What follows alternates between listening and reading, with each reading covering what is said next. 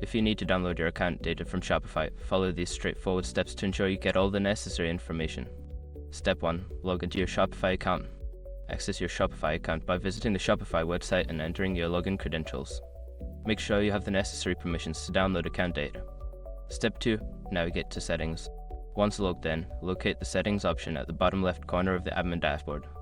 Click on it to open the Settings menu where you can manage various aspects of your store. Step 3. Select Account. In the Settings menu, find and click on the Account section. This area contains information related to your account and options for data management. Step 4. Find Data Export options. Look for the Data Export options within the Account section. This may include options to download reports or specific data types. Click on the appropriate link to proceed with the export process. Step 5. Choose Data Type and Download. Select the type of data you wish to download, such as orders, customer information, or product details. After making your selection, follow the prompts to initiate the download. The data will typically be sent to your email or downloaded directly to your device. By following these steps, you can successfully download your account data from Shopify. If you have any issues, consider reaching out to Shopify support for assistance.